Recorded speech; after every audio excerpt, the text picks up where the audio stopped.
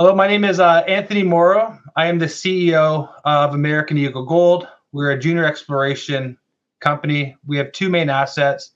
One's called the Golden Gate asset. It's located in Nevada. It's in one of the richest districts in the entire world to be looking for gold on the Cortez Trend, just south of Gold Rush, which has 50 million ounces. The key to our success and future success is our geologist. His name's Mark Bradley. He helped make the discovery right next door, and he works for our team. And we're going to touch on how important it is to have great people. We just recently optioned a property called NAC. It's in the Babine Copper District in central BC. We're very excited about it. We're going to be start drilling there in mid-year this year. And what we see the potential for is another Tatoga, another Alpala, an underground higher grade copper gold large porphyry deposit. So we're well on our way with that. We have two great assets. What we're going to do here is something a little bit different than what you've probably seen. A lot of times you see webinars, people are going through the presentations. I know with COVID happening and people doing these online presentations for the last 2 years, it's getting a little static, a little bit boring. So we're trying to change it up a bit. Getting exposure, it's all about having interesting material out there. And that's why we're doing this format. So with me right now, who I have is Stephen Lewin. Steve Lewin's a dear friend of mine. I worked with him for 10 years. And I thought instead of talking about American Eagle Gold, I thought we'd have a candid conversation between two friends, two former colleagues about the junior mining industry and about our companies.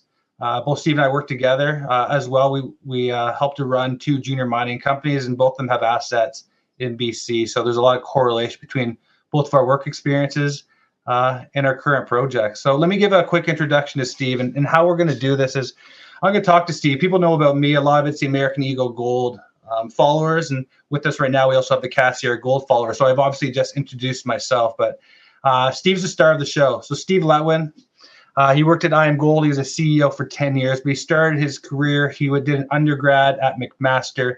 He started his career in Toronto at Procter & Gamble. Following that, he went to Dome Petroleum. He worked under the tutelage of the legend, Jack Gallagher. He learned a lot of his skills from him. From there, he went to TransCanada Pipeline. He was the COO there. He's an EVP of Enbridge Pipelines. Then he ran IAMGOLD, mid-tier gold producing company, producing over 1 million ounces, and he ran that for 10 years. And that's where I worked with Steve and met him, became friends with him, and I learned a lot from Steve. He built a great culture at the company.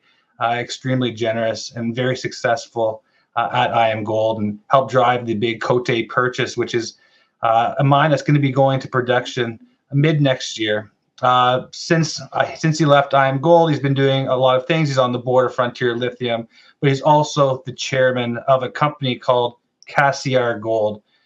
And Cassier Gold, if you haven't heard of it, I'd be surprised. It's one of the hottest stocks out there. Since September, it's gone from 35 cents. It recently hit $1.30.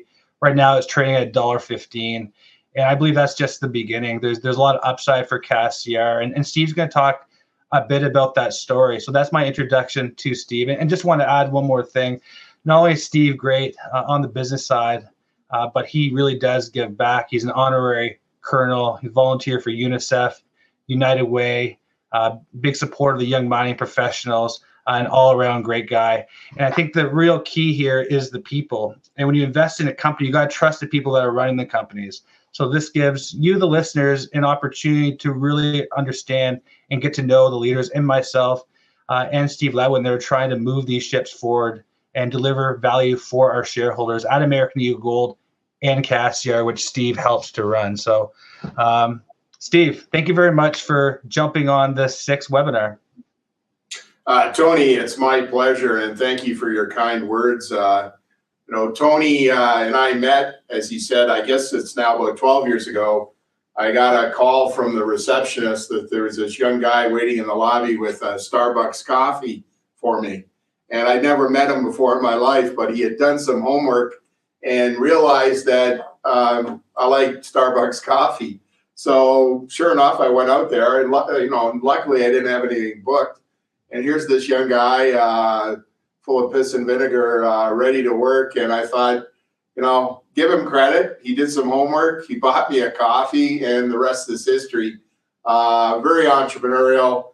Tony, I have nothing but great things to say about him. High energy, very, very strong in terms of his business sense, very intelligent, and I have every confidence American Eagle is going to shoot the lights out, and he's just done a great job there. So, Tony, congratulations.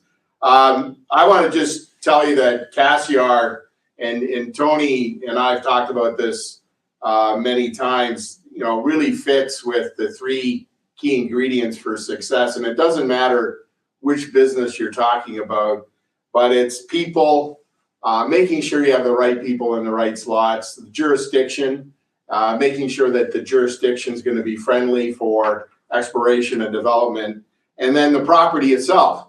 And does the property have the characteristics that will lead to economic development? And, I always had a saying, whether or not it was in the oil and gas business or whether it's in the mining business, you have to be able to show investors the path to NPV. If you can't do that, then you're not going to get a lot of traction with the share price or with investors coming into the stock. And at Cassiar, we have that.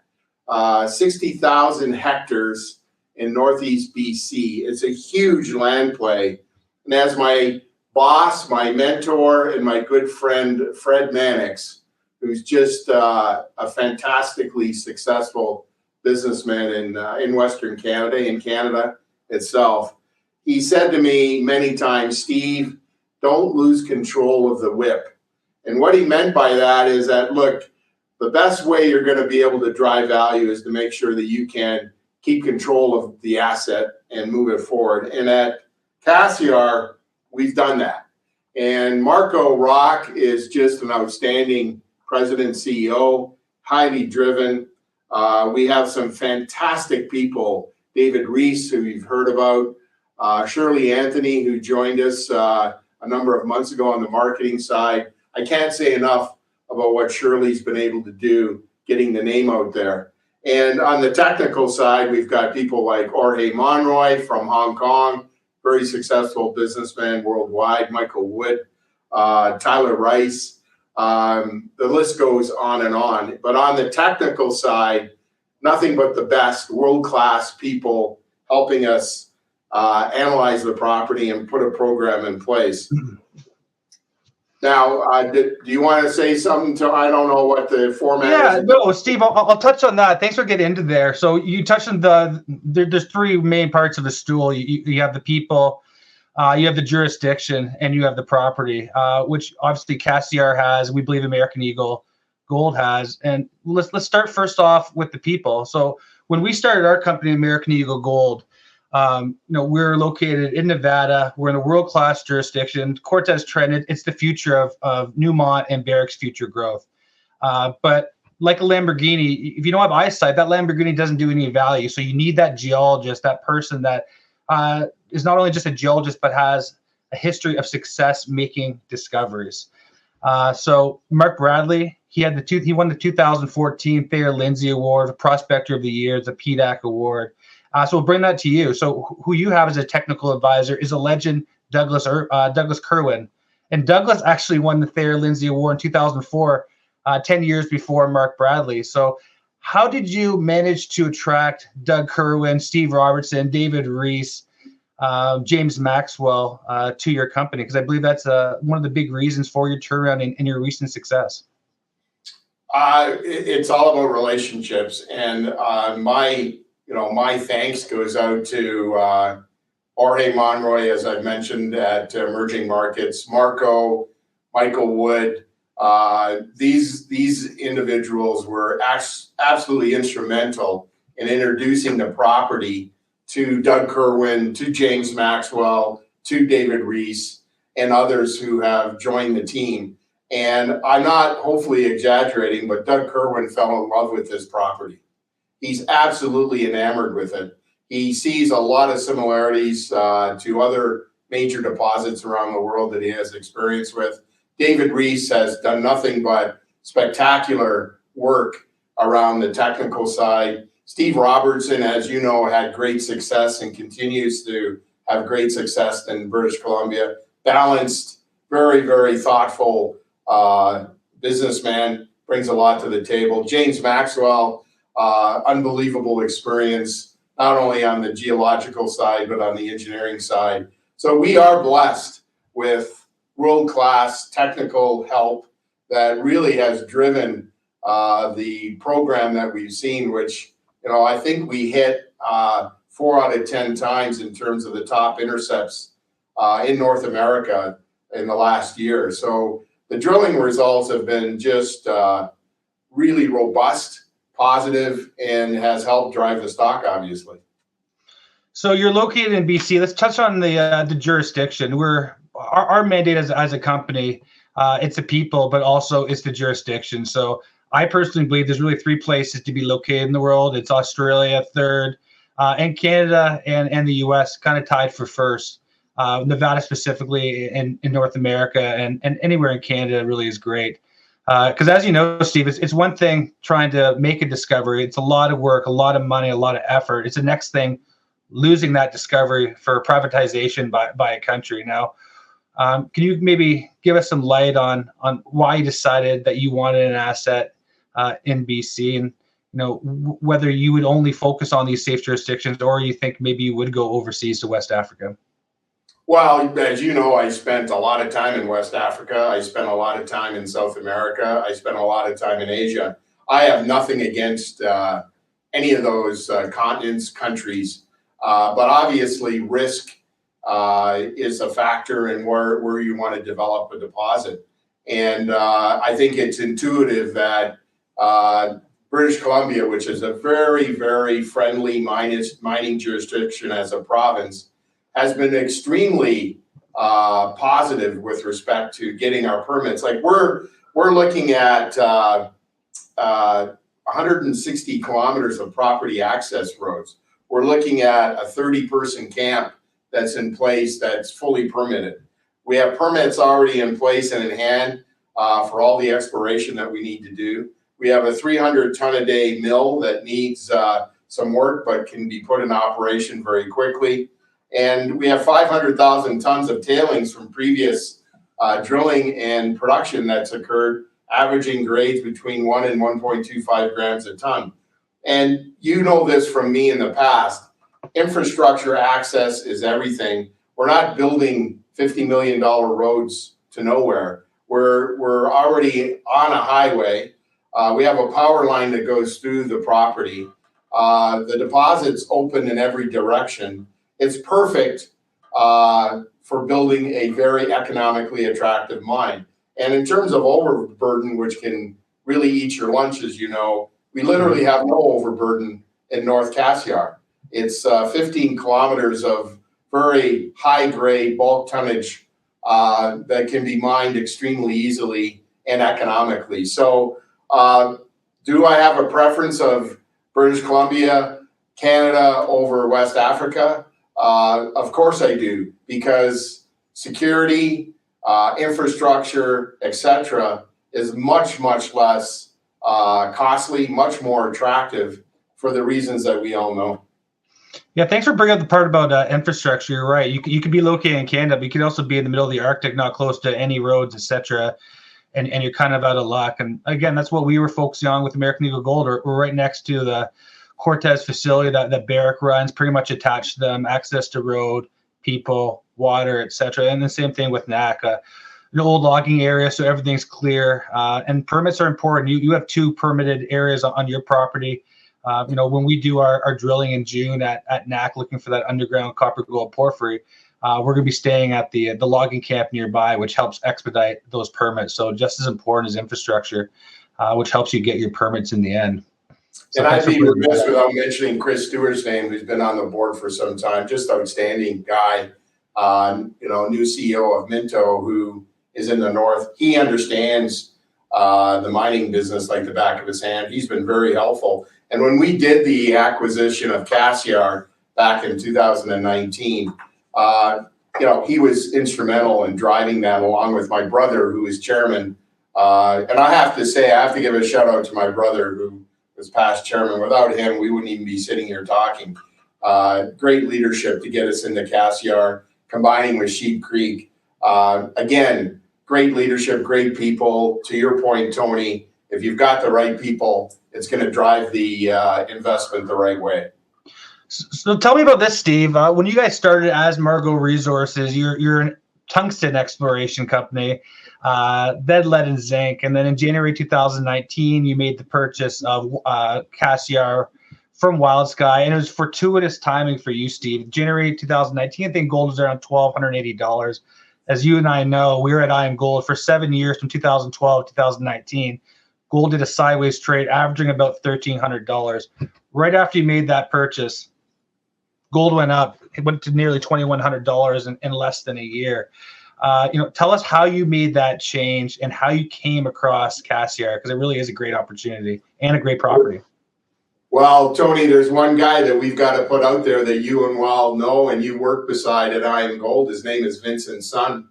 And if Vincent Sun is listening, he's over in China right now. We owe our deep thanks to him. I worked a lot, and I spent 3 years in Hong Kong working for 5 Hong Kong billionaires. I set up an office in Beijing for Enbridge.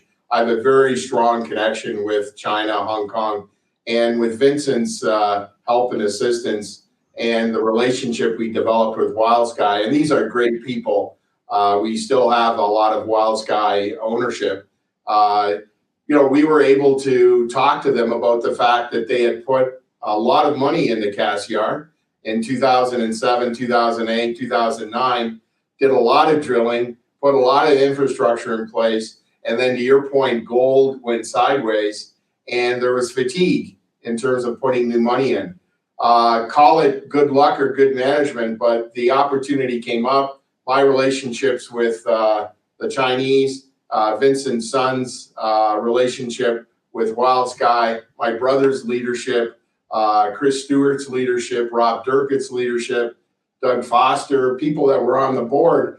We were at the right place at the right time, and we're so grateful. I'm forever grateful to those people for being the catalyst for the discussions to combine it. And I can't forget about Tyler Rice, who's been with me since day one on Margo, just outstanding. And then you combine that with the new management team, Marco Rock, who's just been a great catalyst for change and development, bringing Shirley Anthony in, and the technical team you've already talked about. We've transformed the company dramatically in the last couple of years, and in a very positive way. Yeah, when you guys purchased Cassiar, you had I think you had 1.04 million ounces of gold at 1.5 grams per ton, in situ value, well over $1.3 billion. It's funny that no one else had it, but I was always wondering how you guys got it. Was there a shoe to drop? But then when we made the purchase of NAC, what I realized there's a lot of great assets out there, and a lot of people get afraid. They see, previous people had it, maybe it's not worth anything. But quite frankly, a lot of these great projects, these great properties have been owned by 5, 6 different people. It's about having the right geologist in place. And when we purchased NAC, like all of our decisions, it was data driven. And what we had there, they had a lot of data. They had 18,000 meters of drilling there. They had geophysics, geochem, the drilling, as I mentioned, but none of the data was ever digitized. No one ever interpreted it. And what we did is we reinterpreted and we actually compared everything. And when you look at data sets of geochem and geophysics, which we eventually saw a giant geophysical signature, if you have 3 coinciding anomalies, that's a sign of potential success. We had 5. So we just went right ahead, and we didn't care what our stock price was at the time because we believed that there was a lot of upside at our property, and we made that acquisition. I see a lot of parallels with what happened at Cassiar. You saw a great opportunity with Cassiar when you're at Margo. Your stock was trading at around 8 cents at the time, but it was an opportunity you couldn't pass up, and you went and took the risk and made that acquisition, and now your shareholders are really benefiting. So I want to congratulate you on that leadership. Well, I have never, and Tony, thank you for that. You do learn from people you work for. I did work for the great Jack Gallagher. I worked for Pat Daniel at Enbridge, fantastic leader. And all of those leaders had big skin in the game. And I can tell you one thing, I've been involved with Cassiar now for 8 years. I've never sold 1 share. I'm the largest independent shareholder of Cassiar, and I'm proud of it. My brother was a big holder. So you got to have skin in the game. And when you have skin in the game like I do, like others do on the board, management team, you want to add value because you've got your own money in. And I'm very proud of that. It was the same at Iron Gold. It was the same at Enbridge. You've got to demonstrate to investors that you walk the talk. And I know you do that as well. I know your management team and board does that. And investors look hard at that. We're not just all talk. We put our own money in. There's been a lot of buying done by insiders at Cassiar because they see great potential. And I know that's the case with your company as well. Now, Steve, a smart man once told me that the best fertilizer is really the footsteps of the farmer. Now, we have a lot of listeners here. Some people follow Cassiar, some people follow American Eagle Gold. So let's take them on a bit of a visual journey. So first of all, for us, when I went down to Golden Gate, you go down there and you put your foot on the sand. You're really in the desert. But what you look when you look north is you see this giant complex. You see Gold Rush. You see all the barrack properties just north. And how far we are from Gold Rush is the same distance as walking from the Empire State Building to the World Trade Center. I know we've been in New York together. So when you're down there and you really understand how close you are to the infrastructure, to these giant mines, it really does get you excited. So I really try and take people on that same journey. Now, for Cassiar, you guys have 60,000 acres. You've only explored around 1% of your whole property. Now take people on a little visual journey of what it's like there, 200 kilometers north of Red Chris when you go down there, because I know you go down quite a bit. Well, as you know, I'm a huge, I learned that from my father, and my brother knows this.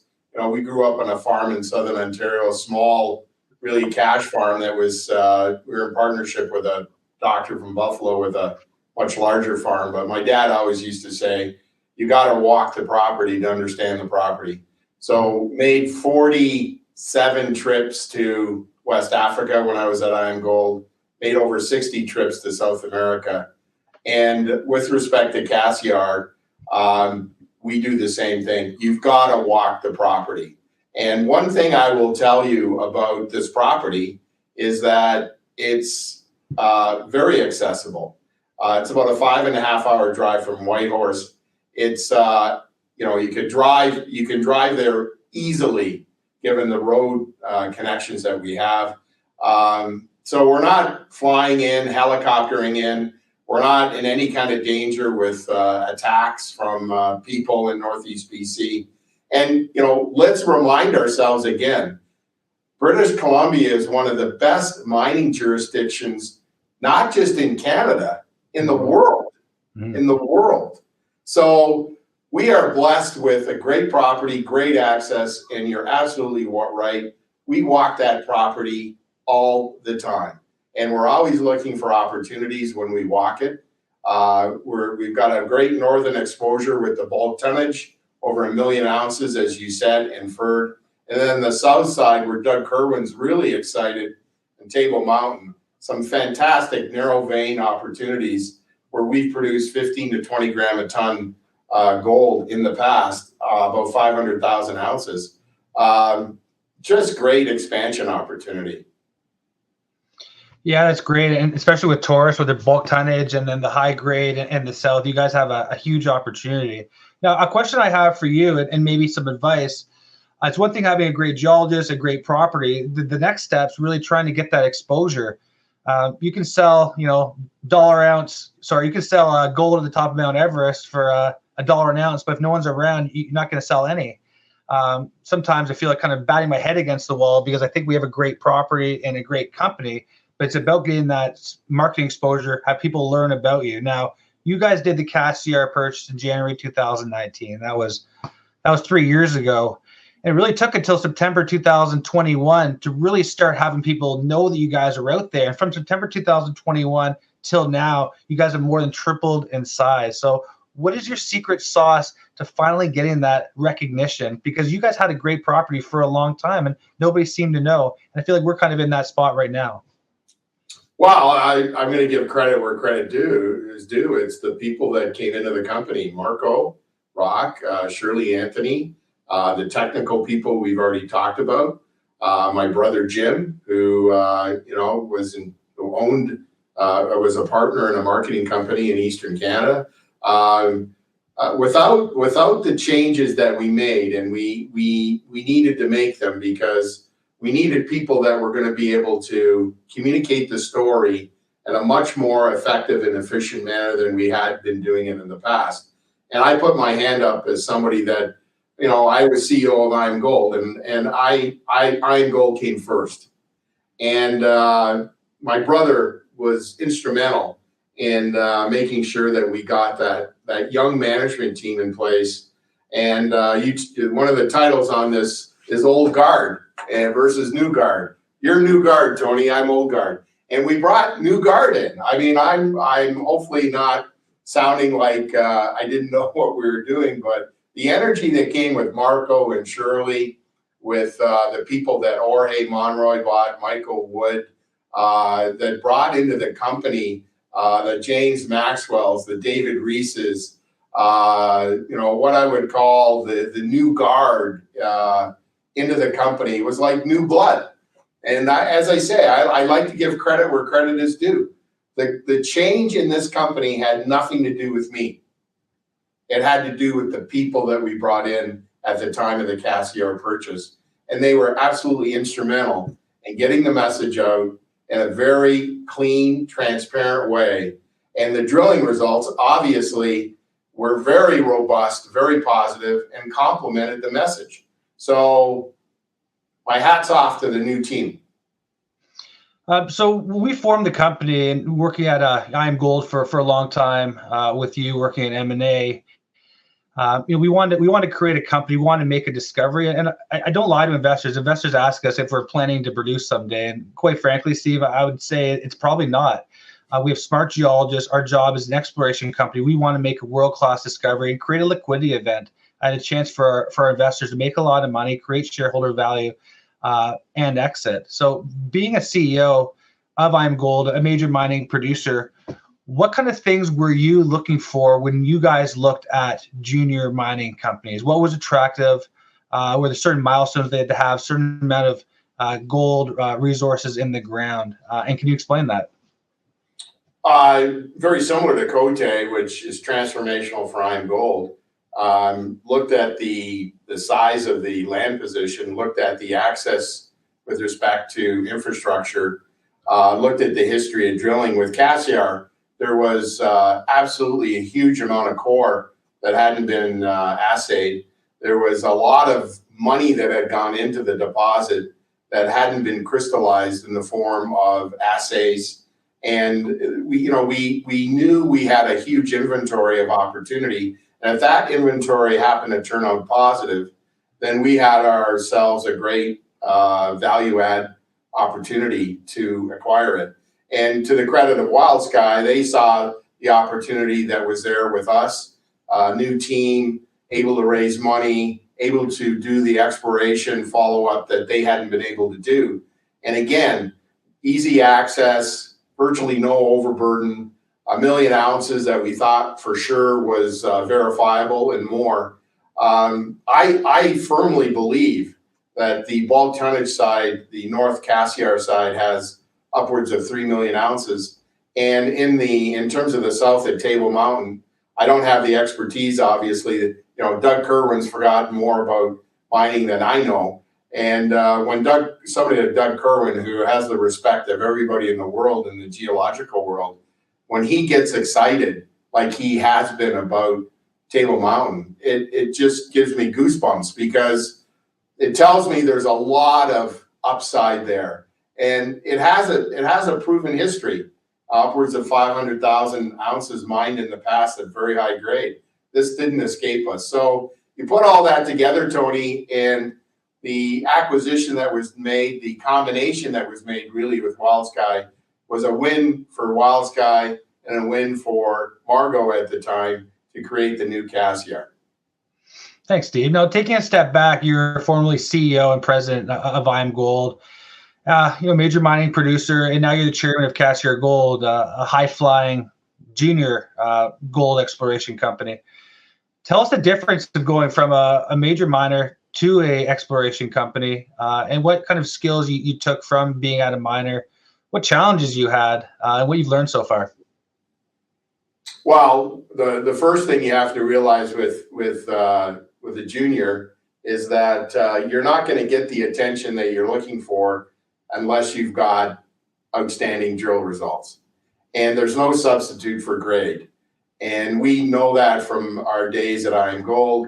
When we started to see the drill results come in at Cote, it was transformational for IAMGOLD. It's no different here. I'm chairman of the company, and my job as chairman is to make sure the board is well populated with great people. We've done that.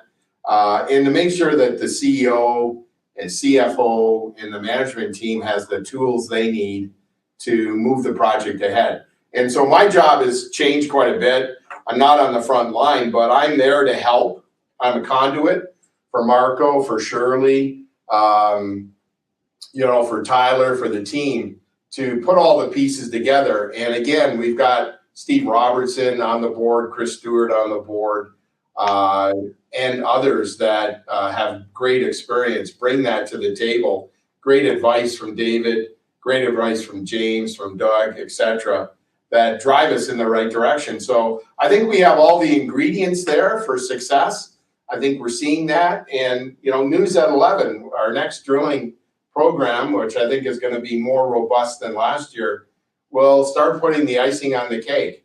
And our job is to create a property in a jurisdiction with the right people that is attractive probably for others of bigger market cap to maybe see that, invest in it, and bring it forward as an economically attractive mine. Are you taking it one step at a time in terms of your strategy, whether you want to position yourself for takeover, eventually become a producer? Because you're in a unique situation where you were working for a producer. So what's your take on that?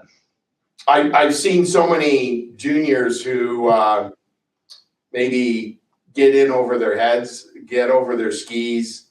And I guess I learned the lesson that you need to be big to be able to build a mine of any size or consequence. You need a balance sheet. You don't want to be putting your investors in harm's way by stretching your balance sheet. Cash is everything. And you never want to run out of cash, obviously, and put your investors in a squeeze. We will be extraordinarily careful about making sure we don't drink too much of our own whiskey. You've heard me say that before.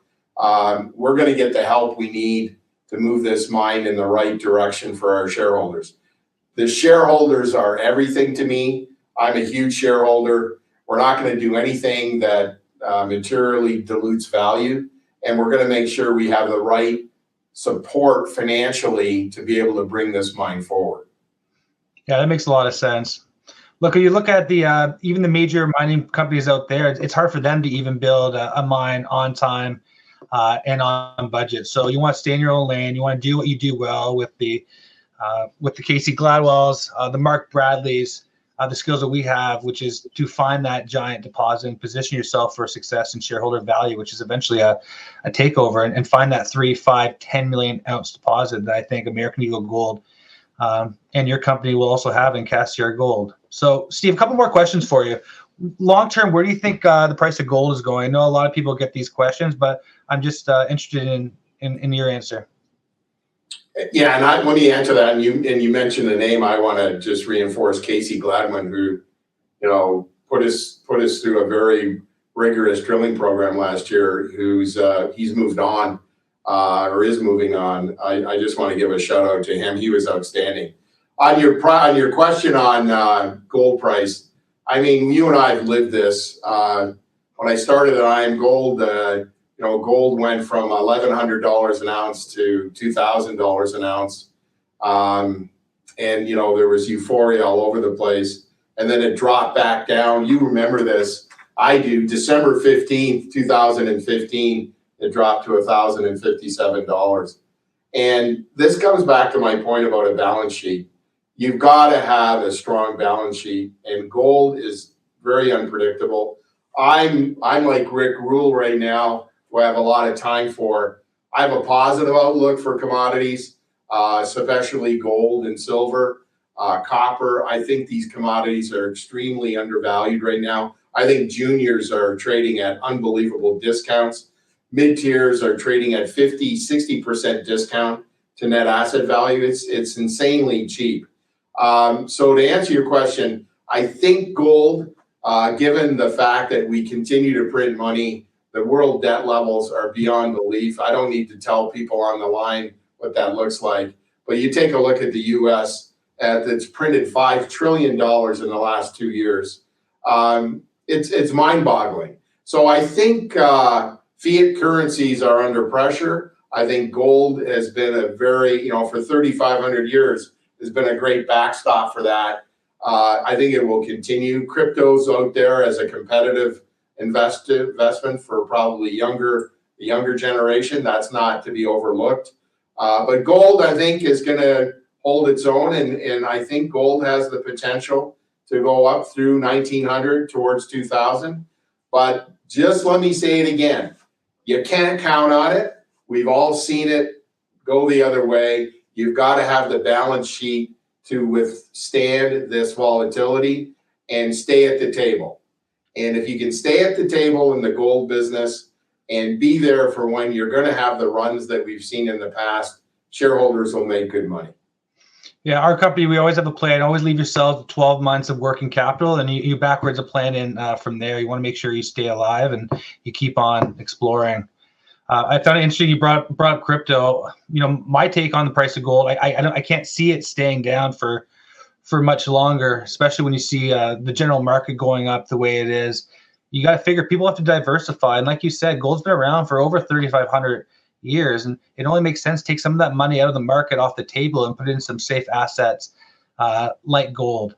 And then now once you combine cryptocurrency, just the infrastructure behind it, which is blockchain, and you put it into gold, and all of a sudden if someone buys an ounce of gold, that is their gold. And now you have the ability to pay for a cab with gold and actually spend that gold. So once gold starts to have that functionality, I really do believe gold can start going up the same way that we've seen Ethereum and those cryptocurrencies going up. So long story short, I'm very bullish on gold. I think $2,500, $3,000 isn't too long on the horizon. And it's easy to see that as being a big hurdle to pass right now. But as you know, things just change overnight. Gold went from $1,300 to $2,100, 45% increase in just a year.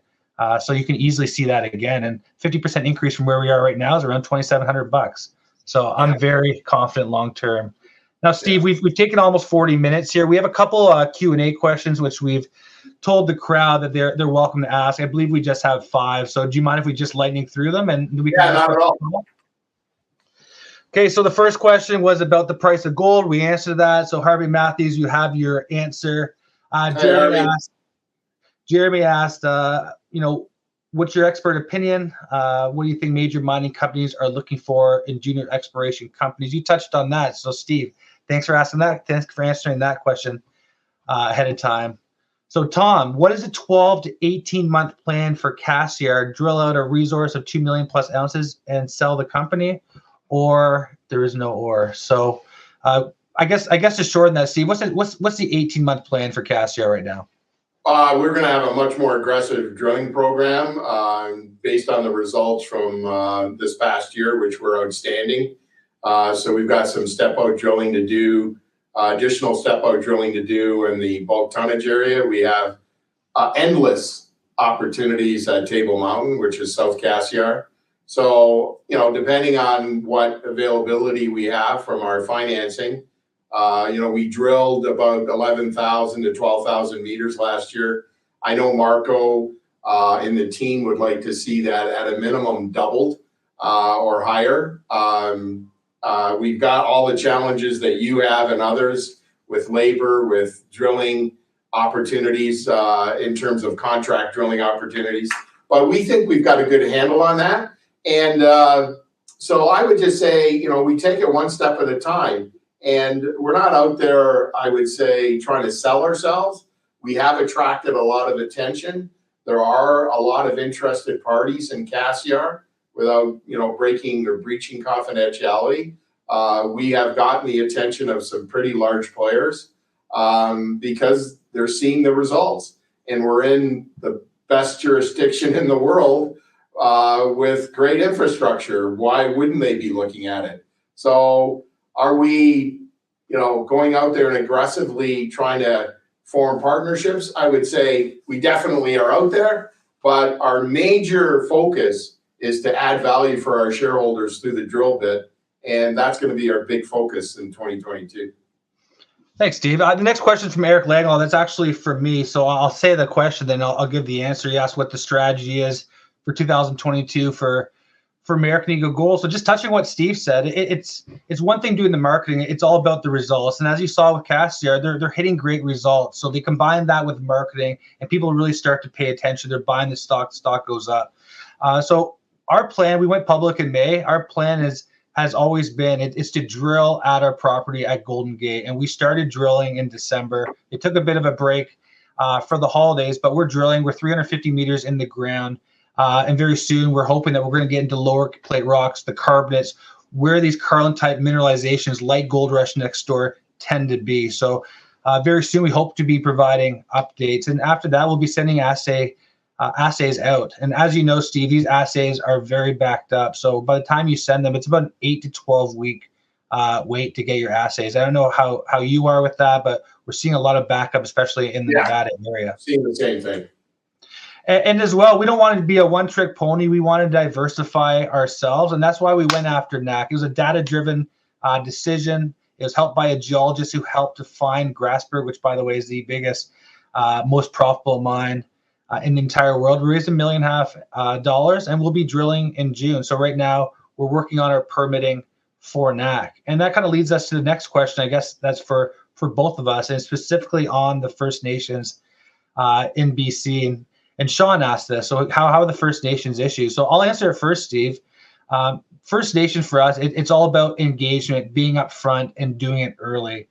We optioned this property off an individual, and he's been very close with the First Nations there. And like with all of our companies under OR Group, we like to consult, we like to engage, be honest, and let them know our plan. So we have no issues so far. And Steve, do you have any comments on that? I know you guys are doing a lot of work on the ESG side.